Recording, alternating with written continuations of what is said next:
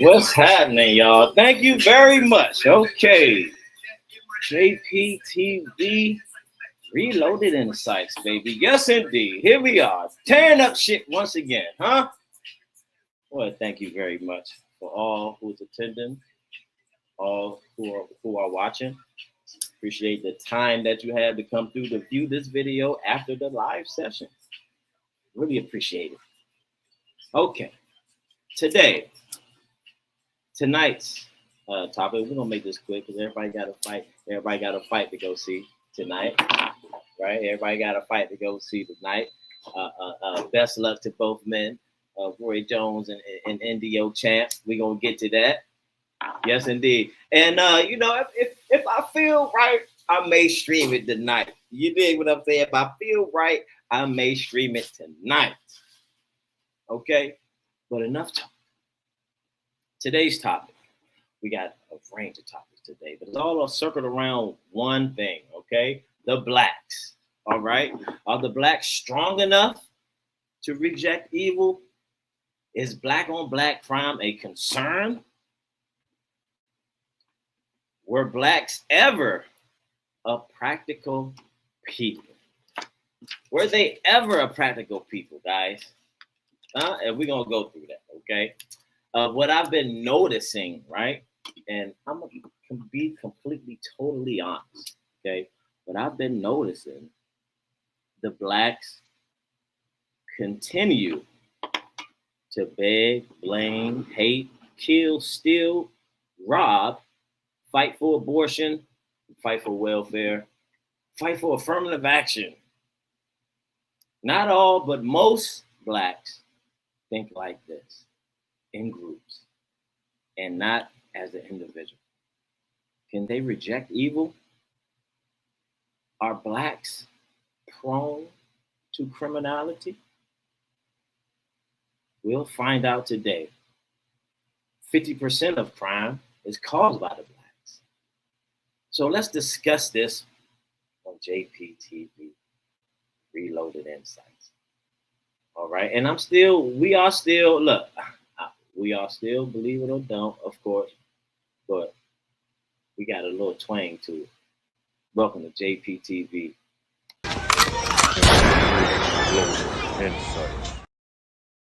Reloaded Insights, baby. All right, so I'm gonna play the sound bite right now. I'm gonna play a sound bite, then I'm gonna bring my guest in, and they're gonna give their perspective on the sound bite. Okay, so let's roll through the first sound bite. Thank you very much for coming. And when you're here, please press that like button. Appreciate that. Let's roll through the clip. Time. Basically, what happened was I was walking on and we had to announce our names and say our name before we get on the stage. So I was saying my name and she literally, my name is long. My name, obviously, I have like 3 syllables in my name. I'm not going to say exactly my name right now, but okay, just so you get a point. So I didn't even finish getting to say my name.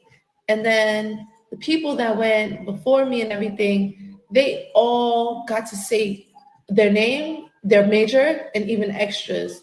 And me and another girl noticed that she was pulling the mic down super fast for some Black people. I don't want to be that person, but that was the tea. So, I mean, I just couldn't let that happen because I just feel like I worked so hard to graduate and went through so much to graduate that I just felt like I had to reclaim my moment. I'm sorry. Like, I'm not a problematic person. I don't want to ruin no one's day.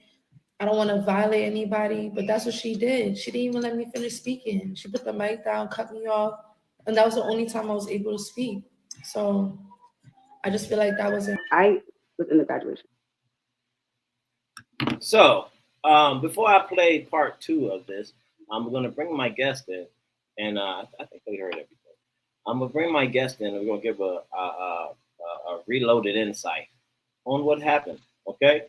Let me bring my guest in. Talk it out, bro. Welcome back to the show. Really appreciate We you. back. Yeah, thank you very much. John, the troublemaker, thank you for coming back. Really appreciate it. Did you guys get a chance to hear the video? Yeah. Yeah. So at a graduation, she feels the need that she has to talk. Keep in mind, it's not a funeral. She's saying that the white lady snatched the microphone from her. She didn't get a chance to say what she wanted to say at her graduation. And of course, this was racially motivated in her eye. What do y'all think? John, what about you first? What do you think about that? From her perspective, yeah, I understand why she did it. I don't think she should have. It was a bad look. However, I understand the emotions that may have been running through her. If you look at her, right, you know, this is a Black woman, right? She had the hair, the look, the everything, right? Yeah, there she go. Yeah, and plus she has the accent, right? You could tell that she's from another, I don't know, another country or somewhere, even from Africa, but she's not necessarily from here. She has that what you call it, the I can't think of it right now, but she obviously she's very culturally aware, is what I'm saying. So therefore, if she said the other Black students getting the mic taken away, you know what she's thinking in her head. And they weren't the other students. So the type of person I am, way, you're not that way. You may do them that way, but you're not going to do me that way. So, but I wouldn't have done it like that because I actually seen the original video. I seen the whole video. Okay. And it was kind of disturbing in a sense, but I think she went a little too far, but I don't blame her though. Talk it out, bro. What you think, man? I think she, like you said, I agree. She went overboard. At the same time, I was looking at like the audience. I seen the whole video as well, and like the audience, from the way they reacted to her response, the way she acted, or I don't even know what to call it because I don't know her story before all of this or what she went through in college or whatnot. But I mean, there were plenty of ways to handle that before you get to this, to make it about you, because there were other people graduating. And also, I mean, they also showed other people with more than 3 syllables in their name. Because she made a point saying, I have 3 syllables in my name, so my name is long. My name is long, it's not as long, and I have 3 syllables. My name is Darius, 3 syllables. She was saying they didn't let her say the whole name, but there were other people that vindicated that said, my name is just as long, and they also got to say, I'm from Jamaica. Because it was a Jamaican lady that went through a few, I think it was like 2 steps behind her, and she said, actually it was before her, and she says, my name is such and such, and I'm from Jamaica. So to her point, she was full of crap. Good point. I don't. Good point. And for the people who didn't get a chance to see the whole video or soundbite of this or what we're discussing right now, here's another part of another graduate who felt different than her. I just feel like that was Basically, there was 2 sections, section A and section B. And within those 2 sections, there was 2 long lines. And we were told to say our names when we approached the lady in the video. To say our names within the mic. But she didn't know any of our names to know whether or not it was long, short, how many syllables, XYZ. She didn't know. To hold it a certain way, how long, none of that. So we were just really told to say our first and last name. I also have said other things extra than my first and last name. I said I love my mama, and some girl before me who was also a chocolate girl said big up Jamaica. So I don't see where this, because we're Black and all this other things that's coming into play. I also believe that she did that because it was a little white old lady. If it wasn't anybody else, I don't believe she would have done that. She would have took her L and would have walked. That was the case if that really happened. Also, the mic was never handed to us for it to get snatched. The lady was going back and forth to each line because remember there was 2 lines with with a person and going back and forth, going to each person like this to say their names. So it wasn't no pause for somebody to hold the mic to say their name. So she was full of crap. Well, there's always going to be 2 sides to the story, right? So we didn't get to see all that. So we can only go by what we did see and what the 2 people. This is the first time I heard the second lady speak, so I don't know, right? I just know about the initial lady's reports and how she felt about it and from her perspective. So from her perspective, she felt as though that Blacks were going up there and they were getting their time taken away to announce themselves and say whatever they had to say. So that's how she felt. However, I still think she went too far. I don't think that was the appropriate time to do that, right? I think that was just too much. So, like, I just got a question. Like, so, like, when they say things like they're just doing this to the Blacks, so are we separating Black and brown now? Because I mean, I thought that they would be doing this equally to colored people, and even when she was in line, like the next person was Hispanic, and she got to say her full name, and I'm pretty sure they got more syllables than we do. Mm-hmm. I don't see I don't see her explanation for acting that way. Well, I think she was just making this all about her. Like, to me, she wanted this to be about her. And that could took it away from everybody else. I think it was more. I think she was speaking for all the Blacks because her response on her IG was this as read. To everyone saying I should be embarrassed or I'll never get a job. I'm a Black woman in America. I am always in the right. You would not gaslight me into thinking I'm the bad guy. I did it for the girls that look like me.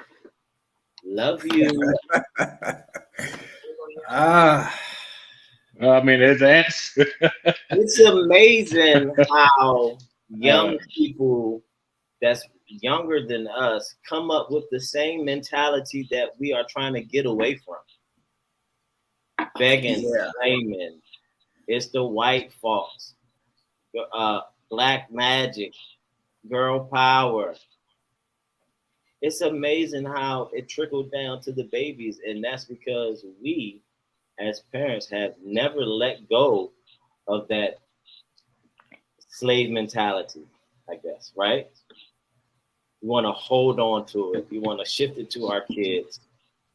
Now we get stuff like this,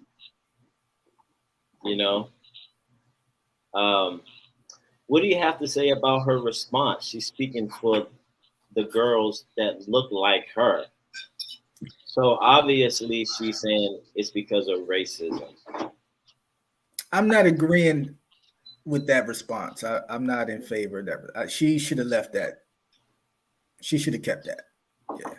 That it's starting to, now that I'm starting to see more about this story and everything, and I'm starting to hear, from her, that was definitely not a good look.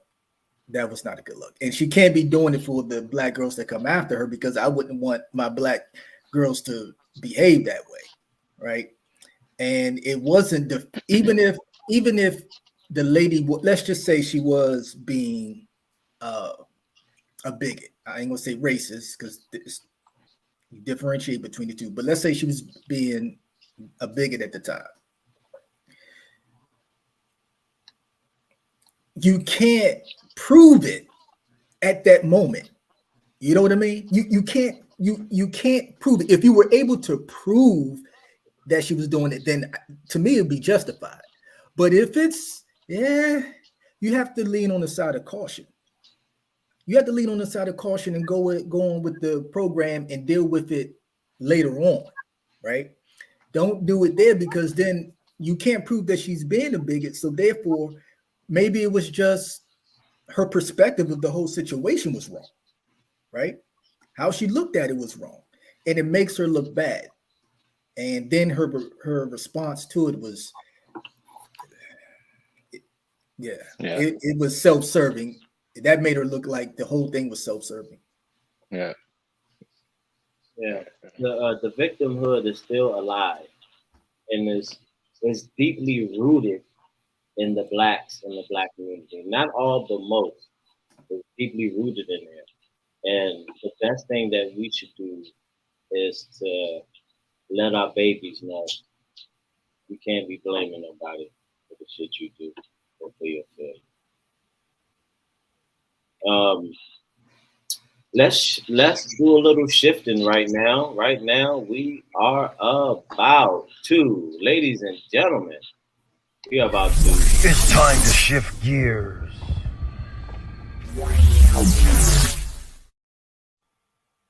Black on black crime. Is it a concern? Is it normal for blacks to kill each other? The whites think so. And it's now evolving into the thought of blacks being prone to criminality. The videos, everybody is observant. So right now we have that. I ain't gonna say we. They have that stigma of always and forever will be a nigga. All right, we have that. We have that stigma of being dangerous, even when we have a suit on. All right, and it starts in the home. But let me share this soundbite with you, and let's discuss it after.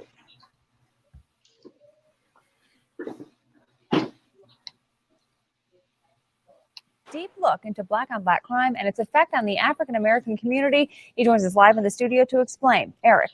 Well, as journalists, it's our job to report what's happening in our community. And unfortunately, we find ourselves covering black on black violence almost every other day. Now, before we begin, you need to know that in this report we're about to show you, it is very raw and emotional with language that some viewers may find offensive.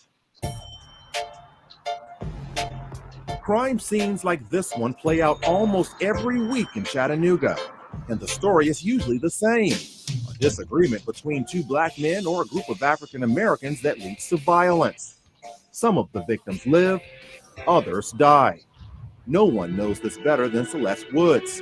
You see, 9 years ago, her son Damon was shot to death in this East Chattanooga neighborhood. She says she'll never forget that horrible night. And the next thing I knew, I was getting a phone call and said, Damon has been shot. And could you come? And this is the area that I came to out here. And when I came, there he was, the rope was taped around and he was lying face down in the street. To add insult to injury, Damon died on Martin Luther King Jr. Day, a day most Americans celebrate a man who stood for nonviolence, a day that carries more meaning for Woods. It has a very strong meaning, you know, that we need to get out and try to march and try to tell somebody, you know, it's not right. It's not right. The shooting death of her son was the result of an earlier altercation with this man, Alex Smith, whom police later arrested and charged with murder. Current gang task force coordinator Boyd Patterson prosecuted Smith. That particular case ended with a plea of guilty to manslaughter and a sentencing hearing. So that's what happened. He could have faced, it was between 6 and 10 years. But after the sentencing hearing, he was given 6 years. Authorities say much of the violence playing out is gang-related. According to a recent study, blacks make up 89% of the gangs in Chattanooga, followed by whites at 10.5%. And the number of gang-related crimes rose from 127 in 2007 to 500 in 2011. Fred Hauser is the community outreach coordinator for the gang task force. He describes the level of black-on-black violence as an epidemic. And we're seeing so many black children and mid-age black males and older ones that are being murdered as a result to gang violence and other kind of violence. So why are we seeing more violence within the black community? And how does a disagreement quickly escalate to the need to attack or shoot someone? For answers to those questions, we turn to a man who has ties to a local gang. Now, in full disclosure, for his protection and the protection of his family, we agreed to alter his voice and not show his face. So I'm guilty about.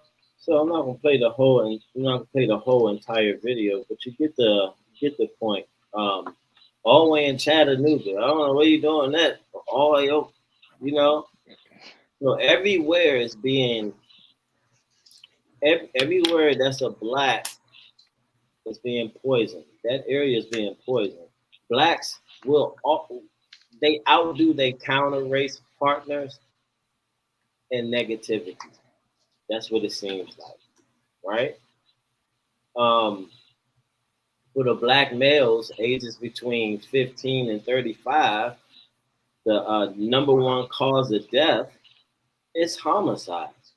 The number one cause of death is homicide between the ages of 15 and 34.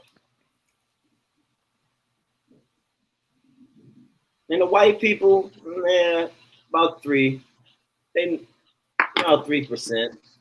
You know, the white people, they be dying from crashes and diving in the water with sharks and shit, and maybe fall off the forerunner, the little runner thing, or whatever they do. But in homicide, the blacks are running that. Is it a concern that black on black crime is, let me say, I see it as 100% in my eyes. What do you say about the people who turn a blind eye to that?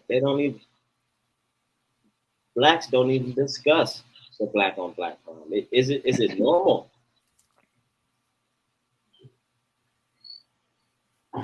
What you think? You can go ahead. Man, I don't even know where to start, but I'm gonna say this. I don't think black on black crime gets the attention that it needs because you don't get a check for it. We only point at police officers as the ones that are racist or the ones that's killing us because you get a check for it. On the black people side, we kill each other, and like you can see all these mothers on YouTube every day or on TV every day. There's no one outside surrounding them saying we need to change our environment. We need to help our kids in our environment. You'll see about 3 or 4 people around them every time. But as soon as somebody else get killed by a police officer or a white person per se, like the subway guy, like he was saving people, and he gets pointed at as a racist, and everybody wants to crowd around that and march for that. Well, all these kids that die every single day, Chicago, DC, Detroit, Atlanta, LA, what's the other place? The murder capital. No one is out here marching for these kids, but they say, well, because I don't even know the excuse. I mean, I'm just saying what they say. I mean, I don't even know the excuses they make for it. I don't even know the reason for it, but I mean, it's a problem in our culture and we worship it. We're the only ones on the radio that talk about drugs, misogynistic acts, killing each other. We disrespect women, we disrespect each other, we call each other the N-word, and we get mad at other people when they do it. I don't get it. I don't have an answer for it though. I know. So. What's interesting is that when you were just talking about the music industry, as far as the rap genre, their life expectancy is not past 30. Right. It's not past 30 years old, and a lot of blacks' parents as well surround themselves around that music. I seen another video with a little 3-year-old. I know he was still in diapers, but he knew the words very well. You know, in Chicago, between 2012 and 2014, 12,074 total victims between that time, right? It was only 64 white victims out of that number. And I want to know, are blacks comfortable with this going on? You know, are they comfortable with this? It seems like it to me. Oh man. Like you say, no march no march or something on this particular subject. If so, they'll have the little people in the neighborhood that'll do it, but it won't be globalized. You know, Farrakhan can get a million motherfuckers together to fight against the fake white supremacy, but he can't get a million together to stand up as fathers and to change and to structuralize and conceptualize. You know, I'm gonna use all the words that he be using. You know, to help the family stay intact.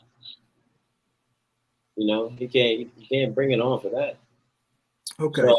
So but I want to ask you: it's shown nationally, but you know, no one is speaking on it. Are blacks normal? Is this a normal thing for blacks, John? Okay, so what y'all speaking about is crimes of proximity, right? If 89%, and I wrote it down, 89% of the people that live in Chattanooga, Tennessee, are blacks. 89%. 10% are white folks. So the overwhelming majority of the crimes that are going to happen in that city are going to be done by black people, just by the sheer numbers alone. No different than if you look at another demographic of people, and let's talk about rich folks, right? And it doesn't matter about the race. Let's just talk about rich folks, okay? When you talk about rich folks as compared to poor people, rich folks they commit a certain type of crime that poor black people or poor people don't make, right? When you think of white collar crime, you don't think of people in the hood. You think of people who are in positions of power and who have access to money, wealth, and business, right? So the numbers are going to be skewed in the favor of people who are in those high positions, right? Who does white collar crime. It's no different here. If you have more people in the community that are any race, it could be 89% white folks and 10% black folks. The overwhelming majority of the crimes in that particular neighborhood will be done by white people. So to sit here and say that more black people are committing murders is, to me, it's irresponsible. Then you come back and say, well, 89% of people in that community are black.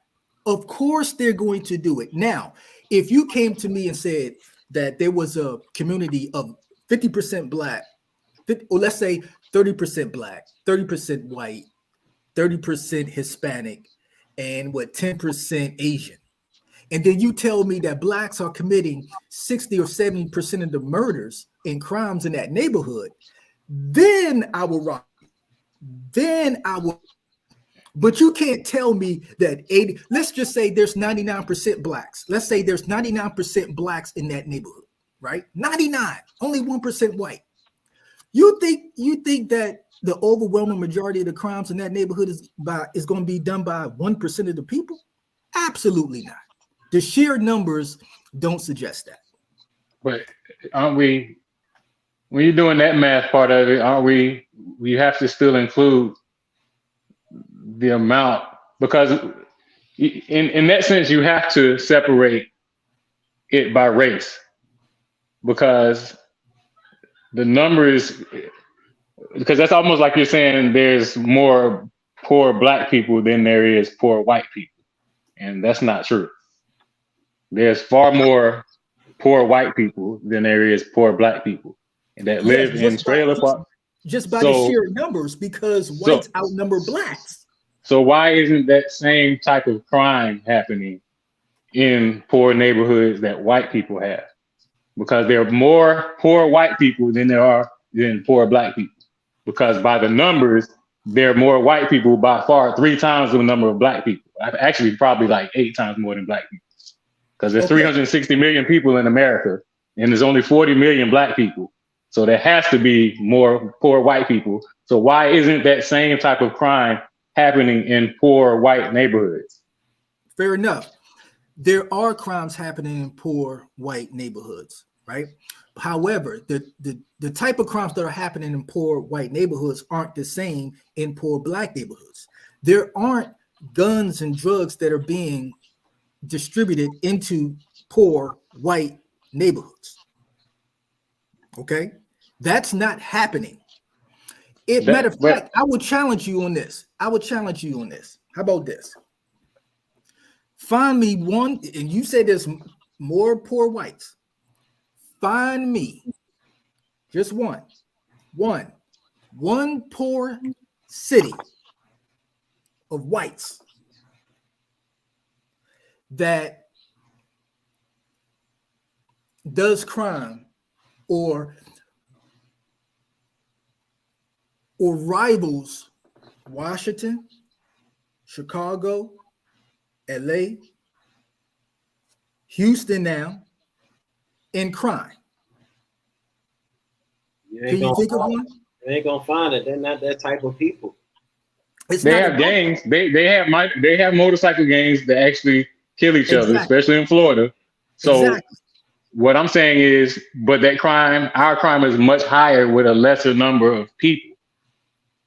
Because they kill each other, and I don't want to misconstrue that. I don't want to say that they're not. They have crime. They kill each other too. So I don't want to take that away from the conversation. They kill each other a lot, but by the numbers that we have, which is 13% of the population, and the amount of killing that we have within our culture against each other is higher than theirs, or it shouldn't be anywhere close to theirs. And it is. Right. But find me a neighborhood with a concentration of poor white people. They're everywhere. They got trailer parks. I live in Florida, and there's trailer parks all down. I got Rice Creek trailer parks all down. There are trailer parks in Concord. They're mostly mega neighborhoods of trailer parks. Those are poor people. Okay, you're talking about an area. I say, give me an inner city of concentrated poor white folks, such as a DC, Houston. But you would have to say that there's. But you would have to say, but America has. But I gave you a number. It's 360 million people in America. There's 40 million Black Americans. So America's already concentrated with white people as is anyway. So I can give you a state that's concentrated with white people, and it's still not the same amount of crime that it is in a small area like Philadelphia, which is one of the smaller cities that has 400 dead Black people by gun violence. Let me help you out. Number one, you're not going to find one. You're not going to find a concentration of poor white people like there is in Philly, right? No, because the only reason you can say that because we're the only ones that, for one, we're concentrated in cities like that, which the 13 colonies, which the cities that we're most majority in. When America was created and we were brought over here, those are the cities that those states and cities, the 13 colonies, the majority of the cities that we fit. Okay. So the rest of America most likely is concentrated with white people in poor white areas everywhere in the United States. Yeah, but if you look at the poor whites that you're referring to, the vast number of them are spread out throughout the country. So we're talking about states where there's pretty much nothing but white folks. So we're talking about Montana. We're talking about South Dakota. We're talking about Oregon. Concentrated white poor neighborhoods. Exactly, right? But not necessarily. When I say neighborhoods, I'm not just talking about a neighborhood of white folks, poor white folks. I'm talking about a concentration, meaning a city that's reminiscent in numbers, that they live on top of each other, such as Washington, D.C., Philly. Give me one city that's like that, that has nothing but, or primarily white poor people. You're not going to find it, because white people are spread out. There are states that there's nothing but white people that are in it, so they're more spread out. It's not concentrated. So if you have a concentration of people who are poor, who have less opportunities, who then the neighborhoods are flooded with drugs, guns, and no opportunities, crime is going to be the number one outcome of it. So if you can find me a white inner city of poor people where there's no jobs, there's no hope, where there's guns and everything, violence, and everything is targeted to that particular city, I then will show you a poor white group of individuals who will commit crime and murder each other. But because whites are spread out throughout the country, and particularly from the Midwest to the West Coast, in the northern part of the United States, you're not going to, that's like 30-40% of the country right there, where blacks don't really populate. So all the blacks are concentrated in inner cities. So if they're concentrated in a small group, a small area, that's where the crime is going to be. Now go to Indiana. Go to Indiana. Go to North Dakota and find an inner city in North Dakota. They have an inner city in Indiana. Yeah. And Indiana get it popping. And you don't hear major crimes of blacks or whites happening in those cities. You do. In Indiana? Listen what I'm saying. Indiana's a state. Right.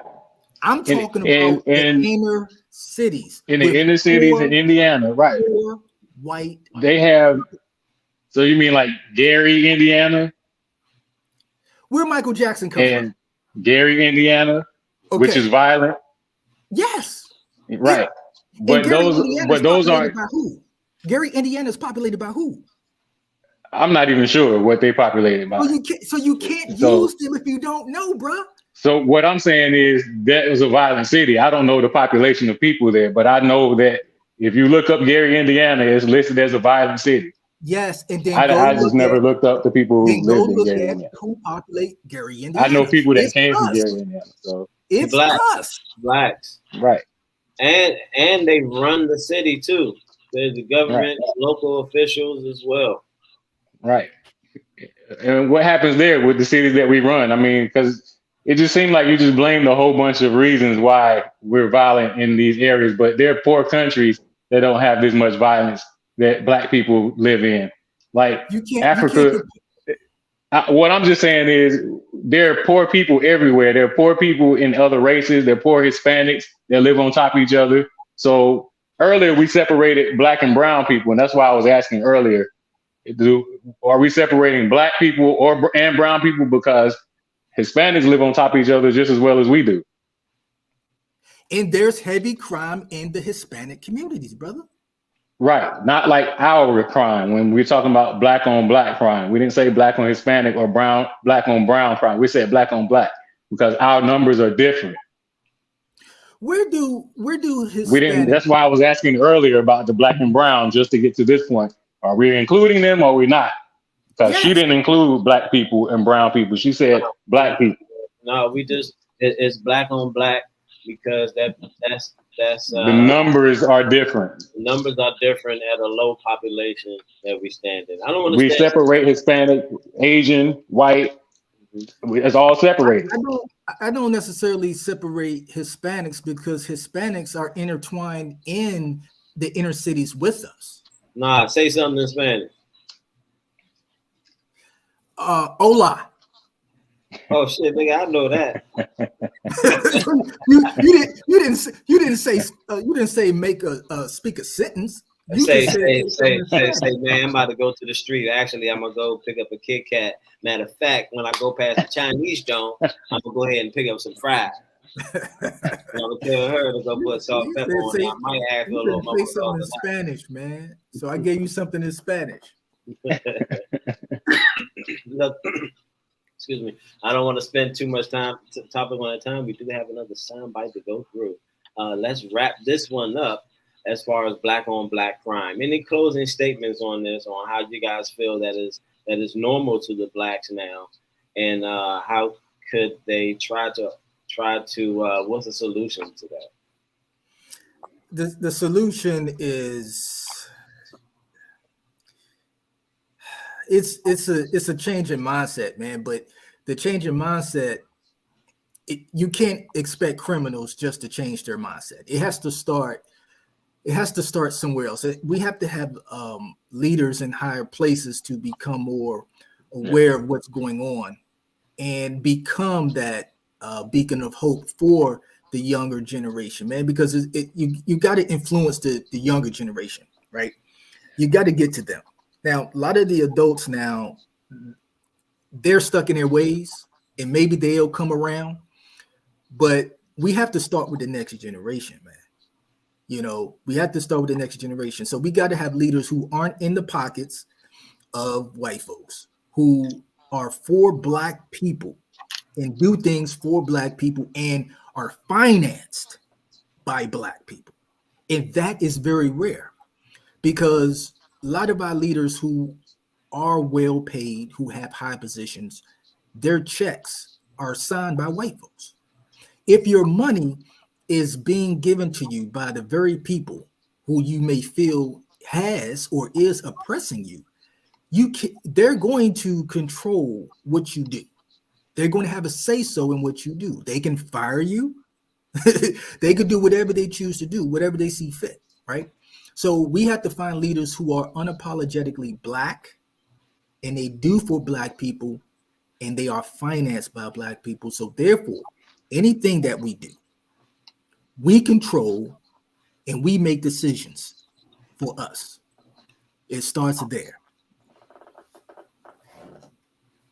Yeah, I agree.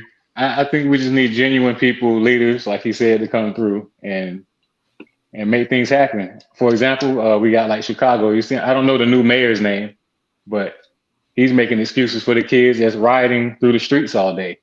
Don't talk about Chicago unless you live in Chicago. What do you mean? Like, this reflects on all of us, because when other people see us as black people, the 40 million in this country, they're going to look at them and say, man, that's how black people act. We don't want to deal with them. And then we have movies and everything else that we act in and portray us as the black person.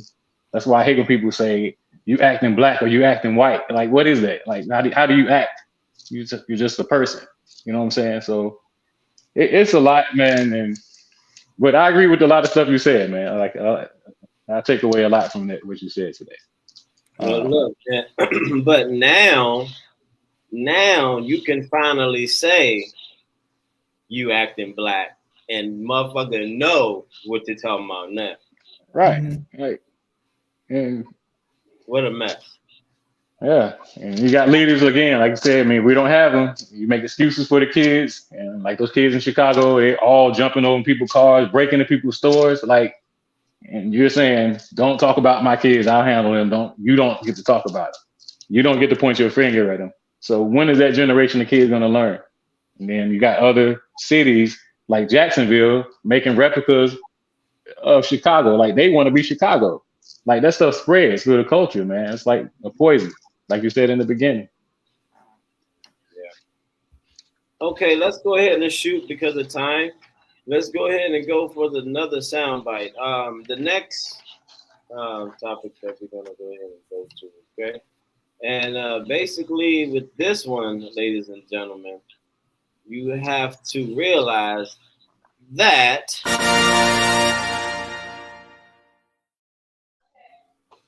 this is what really goes on, okay?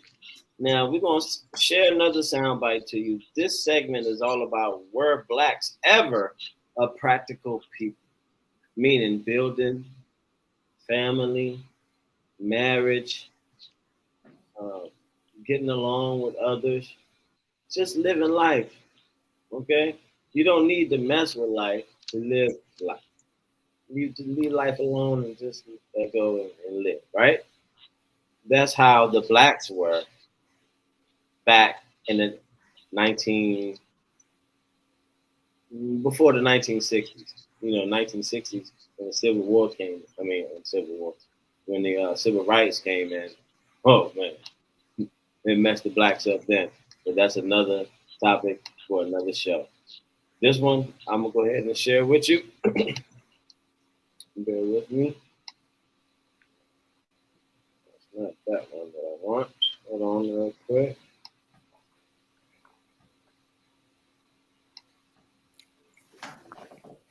Okay. All right, here we go. So this is a little documentation, and I don't know why it's showing up like this. This is a documentation from Reverend Solomon Sir Jones. If anyone don't know about him, go ahead and look him up. All right, he was the son of a slave. Okay, we got it. He was the son of a slave, and he took some footage back in that day. And now it's now we can see it, and we can like go back in time and take a peek of what's going on back in the 1920s, how the blacks were, how they dressed. It's amazing. It's a total flip on what's going on right now. And we're trying to discuss why. What happened to the flip? Check how these black folks were back in back in this time. Like,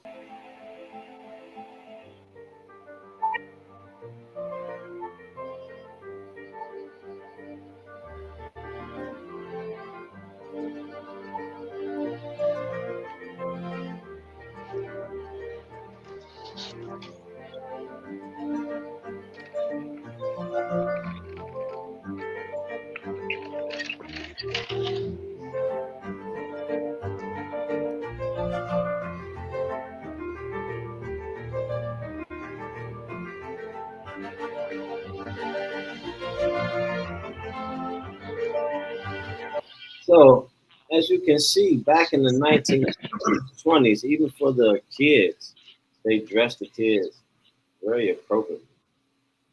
And right now, it's all about designers, right? It's all about designers right now, especially for the kids. You got to get your kids Jordans. You have to get your kids a pair of Jordans, okay? You just have to. If you hip to the hip hop community and to the blacks, you want to be accepted for the blacks, you gotta get yourself a pair of J's, right? So 1920s, and we're going to hear another testimony by someone who lived during that time, and this is where we can get the information from. Forget all what someone thinks. We just go right to the source. Okay. Now here's another gentleman that's going to give you some game of what was going back in that time. Okay. It ain't always what you think. Check this out. All the teachers were black. Many of them didn't live in the neighborhood either. Contrary to popular belief, they were middle-income people who lived elsewhere. But their hearts and their souls were into those kids. I remember that third grade and fourth grade plays were always conducted in the evenings so that parents could attend. And an auditorium that seated maybe 400, 500 people, a standing room only for a third and fourth grade play. Up until 1959, 78% of all black families had a man and a woman in them. That's a fact. Teen pregnancy was looked down upon. Sexual activity among kids, everyone bragged about it. No one did it.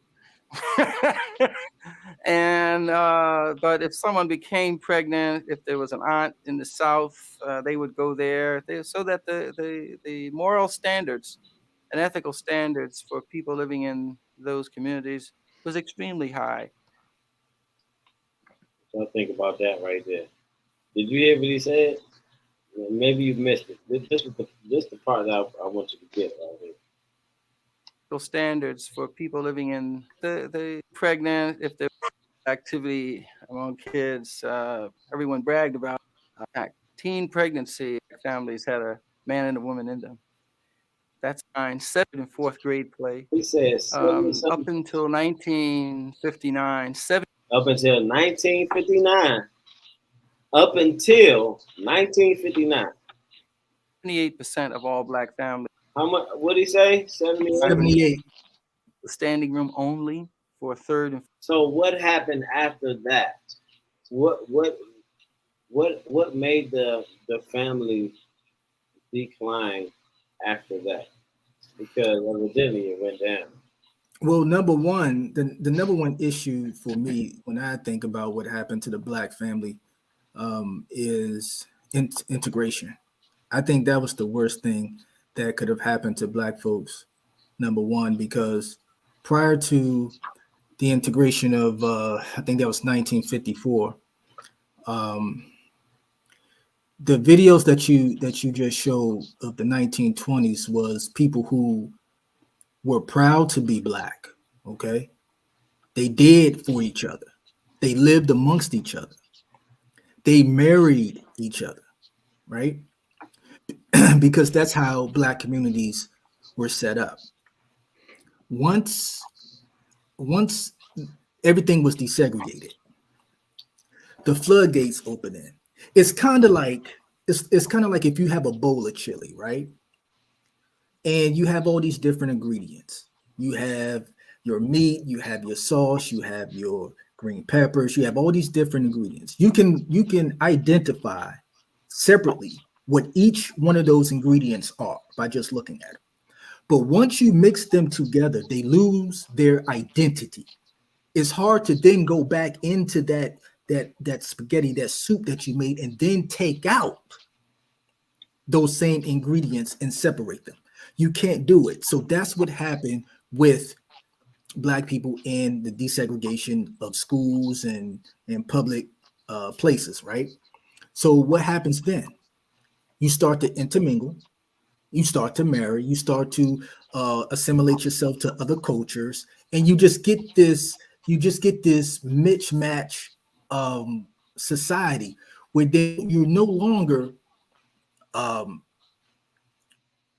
not going to say you're not pro-black, but you no longer have that spirit, that revolutionary spirit, that spirit of black by black, right? Because now all of a sudden that multiculturalism stuff that's running rampant now, everybody wants to be kumbaya with everybody instead of loving yourself first and doing for your people first before you do for other people, right?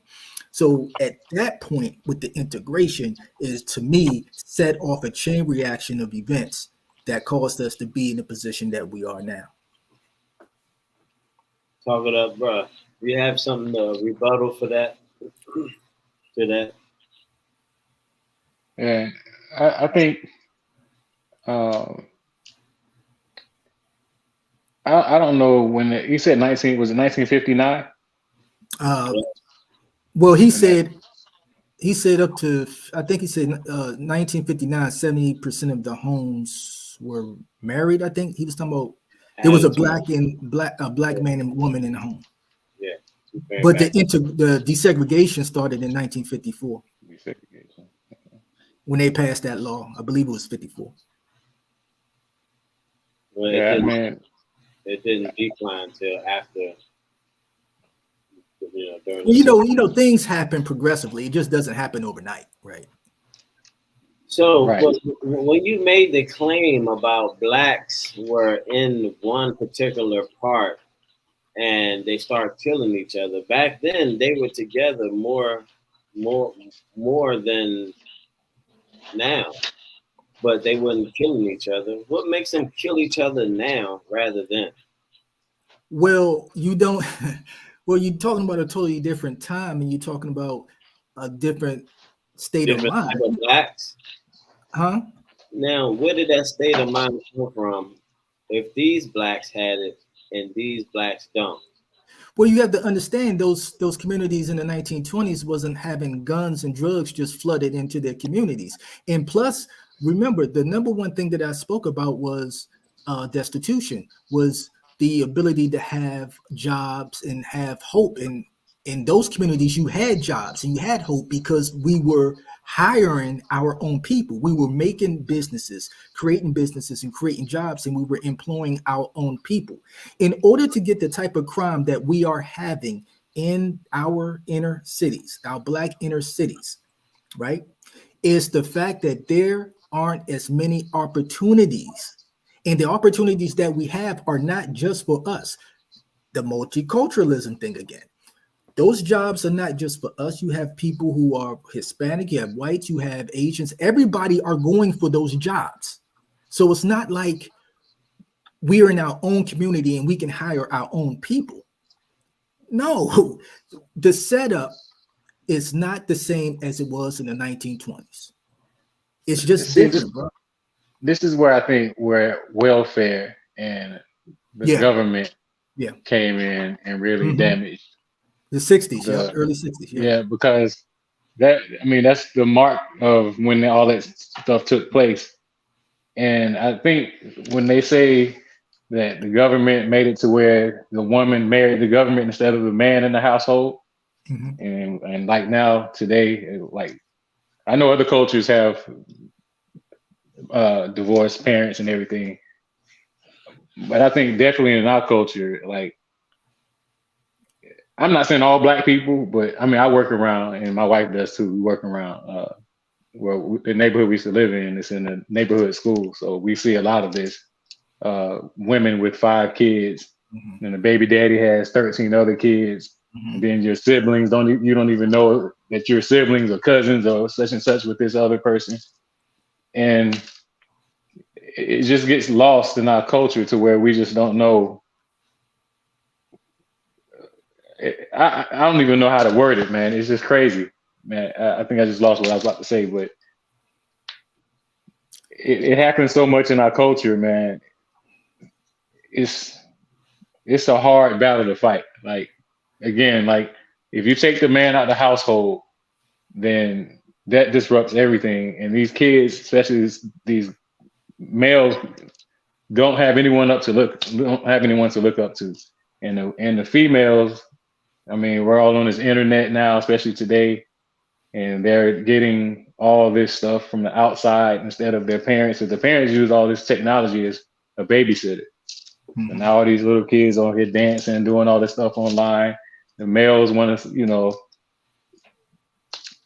be what the females want them to be. So they want to be the dope boys. They want to look like they got all the J's on, the chains at school. I see some kids at my school come in there in the 5th grade get $300 outfits on. I mean, but your grades are F's and D's. Yeah.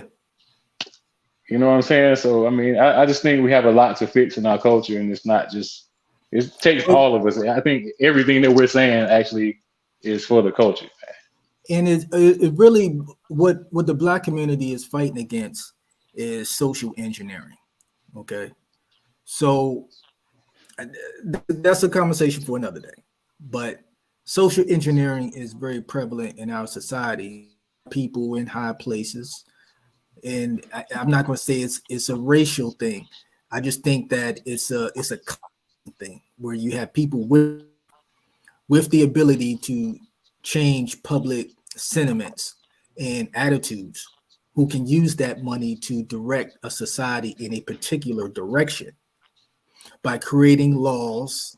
As if you look on TV right now, the commercials and all the shows that's coming out, you have you're starting to see more same-sex couples, head of households, or whites and blacks, or Asians and whites, or Asians and blacks in commercials. So you're starting to see a lot of the multiculturalism thing going on. All of this stuff is political, man. All of this stuff is political. And we just, I don't want to get too deep in that, but it's political, and Black people are fighting against that as well. So we being hammered on TV with these new ideas of what's normal, and it's not normal. But we just have, it's going to be a tough uphill climb to get out of this, but it's going to take some of us in high places who are for us to help us out, because the people in the lower tier of society, we're not going to be able to do it. Maybe we might be able to do it in a community or a family or something like that, but in the grand scheme of things, it's like feeding a wheel of Tic Tac, man. It's not going to help in the grand scheme of things. Let me ask, before I put you guys in the hot box, when you mentioned about the revolution spirit, like if you're not with another Black, you seem to lose this revolutionary spirit. What do you gain? And I know there's other Blacks listening, and I want you to answer the question yourself as well. What do you gain to have a sense of a revolutionary spirit? What do you gain here on earth? Well, it gives you a sense of who you are and the drive to want to have some type of equality with whoever you may deem is holding you down or oppressing you or whatever. And it's not just for Black people, it's for any minority out there, whether it's in the United States or in another country. To have self-pride and the will, the drive to want to take on the establishment is what I'm talking about, having a revolutionary spirit and not just succumbing to whatever the status quo is that's offered by the establishment. You want to, I like people who like to buck the system in a sense. You can't beat it because they have the military behind them. There ain't too much you can do, but you don't have to sit there and take it up the rear, if you know what I mean. You can fight back in different ways, and that's what I mean by having a revolutionary spirit, being able to fight back and speak up for yourself and advocate for yourself and advocate for your people, and tell whoever it is that you feel is the enemy or the culprit of your current condition that you're not having this anymore, you're not taking it. And that's what I mean by having a revolutionary spirit. I don't mean necessarily go get your guns and run up to the Capitol.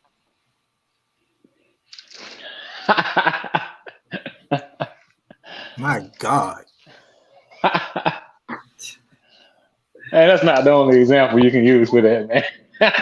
I'm just saying, man. That's what came to mind, man. That's what came to mind. Okay. Okay. So, okay. I want to know, talk it out, bro. Do you think that the soul needs a revolutionary spirit to feel? Because it seems like you need to fill in some type of fulfillment. It feels like there's a void missing if you're not equally matched, right? And in the Black lenses, right? In the Black lens. I'm not following the question. Go ahead, talk it out, bro. So basically you're saying, like, everything you have to do, I mean, as being a Black person, you must fulfill, like marrying a Black woman or doing things that, I guess, just being a Black activist, I would say. Stand for Black. Stand for everything that's okay. Marry Black. I'm accepted by the Blacks. Type of deal. I don't think you necessarily have every single Black person have to be that, but you have you have to be cognizant of the children that you raise and the people who see you and eye you and witness you and observe you, right? So if you want to marry outside of your race, that's fine. Hey, that's your business, right? But then don't go in front of the camera and then try to tell black boys and black girls what a black family should look like. That's my issue, right? If you want to go off and do your own thing, that's fine. But don't try to then come and try to be a spokesperson for the black community when you done went and married a Asian woman or a black or a white woman. No, like Kamala Harris. yeah. But look, Exactly. But if he's exactly, the man naturally leads. So if he's the if he's the black man marrying a white woman, he still has a black family. If a white man marries a black chick, he has a white family. Yeah. What was that on, man? I remember that skit on Public Enemy. What was that CD? Was it Chuck D or Professor X said that black man, black woman, black baby, white man, black woman, black baby. How he worded it is on a scale like that, but it's off of basically what you were saying, though. Okay, for now, let's go, ladies and gentlemen. I'm about to put these two great guys in the hot box. Yeah, you gotta answer these questions as quickly as you can. Fellas, if you hit the lottery, would you move out the hood or stay in the hood? Out the hood. Out the hood. Why? Why not stay with the black? Why would I? Let me say this. Let me answer that. I will move with the blacks. I will move with the blacks that are in my tax bracket now. That's what I would do. I'm not moving in a white neighborhood. I'm moving in my tax bracket. If you could choose any place where a whole bunch of blacks are right now, where is it? Any place where there's thriving black and affluent black. Where is it right now? Well, I'm in a good neighborhood where there's affluent black folks. I'm good. Okay. Are you proud that Donald J. Trump is running again? Yep. No. Troublemaker? No. I'm definitely proud he's running again. What is considered the black dollar? What comes to mind when you hear that? The black dollar is when your money circulates within your community for a number of times before it's spent elsewhere. Talk it out, bro. What you think? What is the black dollar? I think that means being cut off from society. So when the black people cut you off, then your money is definitely going to be short. Okay. What is gentrification and is it negative? Negative. That's like trying to determine if a person is being racist or not. Like it's hard to prove it, right? Like gentrification has there's some good and bad, but you have to figure out the intent of the people who are doing the gentrification. You don't know what their intent is, right? So you don't know, but gentrification can be both. It can be good and bad. Okay. How does it feel? This for you, Don, because you had mentioned something about this earlier. I was jotting down some notes. How do you feel as a black man knowing that you need a leader to tell you how to think, tell you what to do, what you need?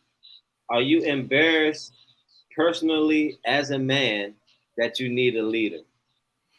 No, I don't need a leader, but I think every group of people needs someone in charge to give direction, right? It doesn't mean that you have to do everything that a person tells you to do, but direction is key, right? So when you talk about a family, mom and dad, and particularly the dad, gives direction in the family. That doesn't mean that the wife has to do everything that the husband say to do, but you have to give a direction that the family is going to follow. It's the same thing in the Black community. You have to have some of our leaders who can give us direction to follow in order to get to a common point and goal, right? That's all I'm saying. It's not like I need someone. Like, I don't need a person to tell me how to raise my family. I don't need no one to tell me how to be a man. But if we're trying to be in a situation where we're trying to get to a certain point racially and economically, then yeah, I'm not a person who's heavy in economics, in politics. So somebody who's more, in depth in that, yes, I would like for them to give me some leadership on that, some direction. Absolutely. That's a good question, because who are the leaders for in America? Who are the leaders for the Hispanics, the Asians, the white people? When we talk about leaders such as like Martin Luther King, Jesse Jackson, Al Sharpton, and so forth, like who are the leaders for them? Like, did they need leaders? That's a good question. Yeah, all of them need leaders, need guidance. But because I mean, in that case, I mean, we all fall under. But who were their leaders though? Is what I'm asking. Like, who were their Martin Luther Kings, their Jesse Jacksons, their for Asians, Hispanics? You're asking two different. You're asking two different. Or the people who came, the people who come here as immigrants all the time, like right. So for the Haitians, or Yeah, I got you. You're asking two different questions though. So when you say who are their leaders outside of the Blacks, who are their leaders by default is the United States government. It's the whatever city or state or county or whatever that they live in. They dictate how you live and how you're going to go about your business. Now, if you're talking about something racially and politically for your people, then no, they're not the leaders, right? Their leaders are the people that their country that they came from. They have leaders there. But when they come here, they have to abide by the guidelines, the rules, and the laws that are here. So they shape how they live here. But I don't think their leaders is going to be Donald Trump. I don't think their leaders is going to be whoever the president is going to be, right? I don't think that's going to be their leaders. I don't think that's who they're going to listen to if they want to be in a position racially or in any type of way where they try to get to a certain point. I don't think they're going to follow them. They're going to follow somebody else. But who are their leaders? You have to ask the Asians. It's just like the Asians didn't need Donald Trump. I mean, they didn't need Martin Luther King. Well, some Asians know about Martin Luther King. Asians know about Malcolm X. You know what I'm saying? But we have two different struggles. The only Asian we know is heroes is Bruce Lee. Well, yeah. I mean, if you're talking about kung fu, yeah, that will be their leader. That's who they're going to follow and emulate themselves. Bruce Lee was for the leader of the blacks at one point in time, man. Come on now. Come on, man. Nah, you making jokes, man. Nah. Come on, man. That's not a leader. But the Asians didn't need a Martin Luther King, bro. Not here. They don't need him here. Because they already getting special treatment here. They already got the anti-Asian hate bill. So the almost immediately after Biden was elected, he signed the Asian hate bill. And it took 50 years, 60 years to get the anti-lynching bill for black folks. But isn't that funny he did that, and the most hate that they experience is from black people? That's the funny thing about the Asian hate bill. He signed that bill, and the most hate crimes that's done towards Asian people comes from black people. Yeah. Like at least 80% of it. It's probably more than that. But that's crazy though. Well, where are the Asians getting their money from? Where are they doing business at? What communities?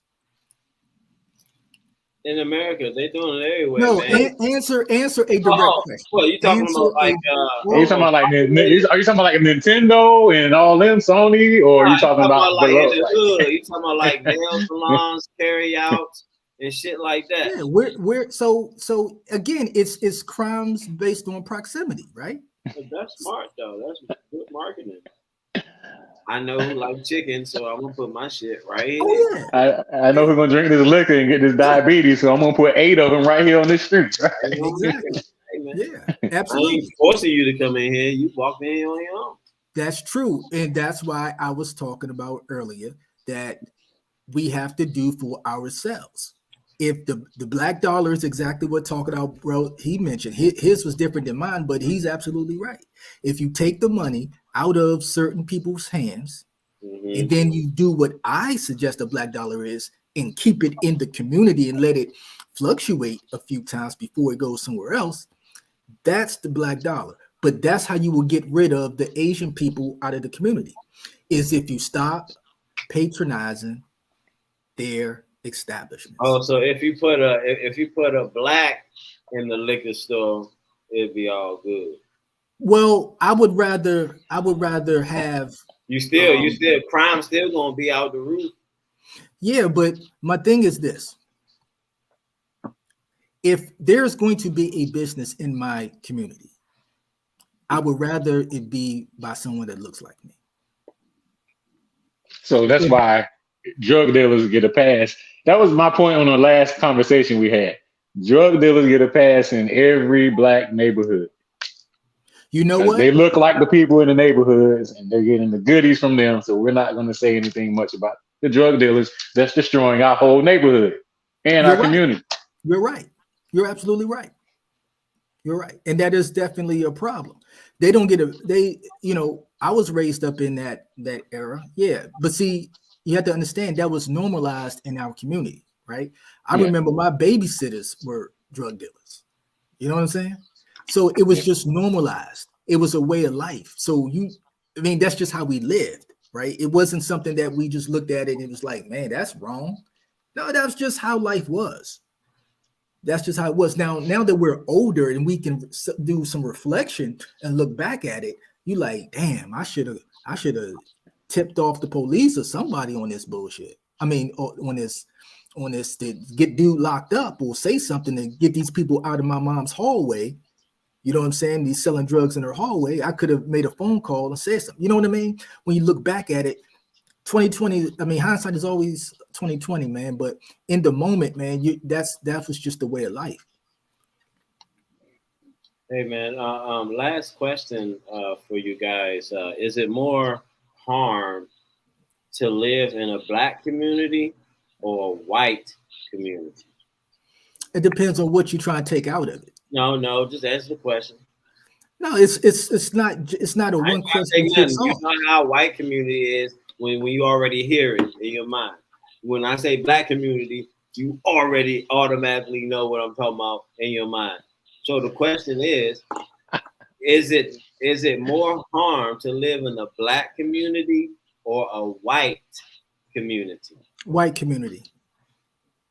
Is it more harm to live in a black community? I'm gonna tell you why. Real short and sweet. Before I moved out here, I stayed in the hood called Sulphur Springs. And when I got out of the military, I've seen a drive-by, a police officer shot. I've seen actually 2 drive-bys. I've seen somebody get shot on a bicycle. And my house got kicked door broken into. That's never happened to me in any other neighborhood. Yeah, and that's just living there for 5 years. But see, but see, what you're saying is that you're taking that one particular neighborhood that you live in, right? Was that a predominantly black neighborhood, right? Yeah. What was the behavior of that neighborhood? Was it crime ridden? It's the hood. No, I'm asking him a question. Was it okay? So in any neighborhood where there's a lot of crime. Well, I'm gonna say this. It was a lot of older, good people in the neighborhood, but of course, criminals can't live in these neighborhoods. They have to live in low income because they don't have any income. So okay, let me ask you that's this. actually where they go. Let me ask you this. If you lived in a redneck community, do you think that you more likely would have a burning cross in your lawn? Nah. Do you And think I'm gonna that tell you you, would? Do you think you and would have some type of racial crime done to you? nah, I lived in Massachusetts before, and it was majority white people that lived around me. I never had an issue. That was back in the woods in Pepperell, Massachusetts. So, and that was And, backwoods, white and people. And matter of fact, before I went to the military, and I stayed in Greensboro, North Carolina, which was, I ain't gonna say it was majority black, but a lot of black people. And I had 10 friends I knew that was dead to gun violence before I left. That's one reason I went to the military. And then I moved to Florida, moved to the hood, same thing. you should Like, feel safe when you're Yeah. around amongst the other blacks, right? Hell nah. Hey, people in the chat, let us know, would you or is it harm? Is it more harm to live in a white or black community? Hey, when you Well, I move know my around, black neighborhood is good. I've been living here 2 I ain't years. saying all of them bad. Yeah, I mean, all of them ain't bad. Like, I've seen some good, I ain't gonna say good, but they weren't as bad as some of them I lived but in. I So, see. I know how the game go. When a new person come in, whether apartment or house, you already under the scope. We already scoping you out, seeing what you got. We seeing you move yeah. everything in, and we Hey, see if we watching. I'm gonna And give you a story real quick. like we in there. I had moved out my house in the neighborhood I moved out of before I moved here, and I went back to check on it, and my neighbor had put a brick of cocaine and a gun in my oven. What? He unwired the alarm system. I don't know how he did it. I just went to get the rest of my stuff out, checked the oven. I was like, wow, a brick of cocaine and a gun in my oven. Where does that happen at? That's Yeah, wild. that's That's wild wild. right there. I would have been like, Yeah, yeah, I did. I wouldn't have knocked on the door, but he went to jail for a long time, like for something else, like pills or something, because he was already on like parole. man, But yeah, he. man, wow, wow. But I did when he knocked on the door. Hey man, you got to come and get. This man. Hey John, well, if you would have found that, what you would have done?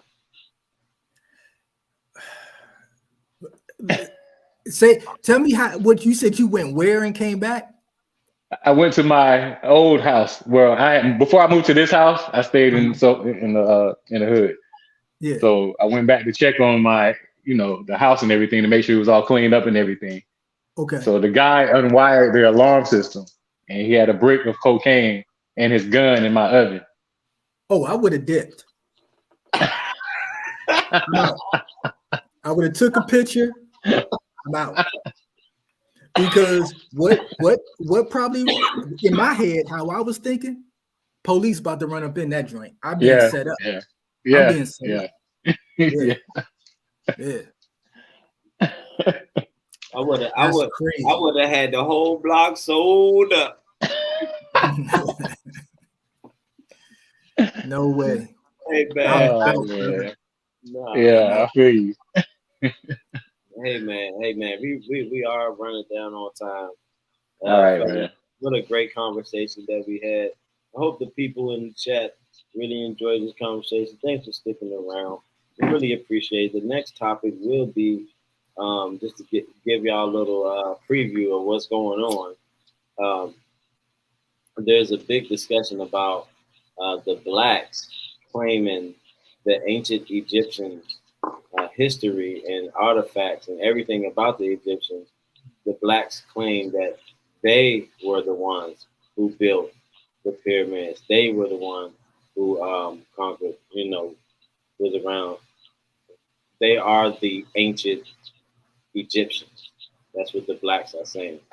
And there's a guy out there debunking that. It is. But you niggas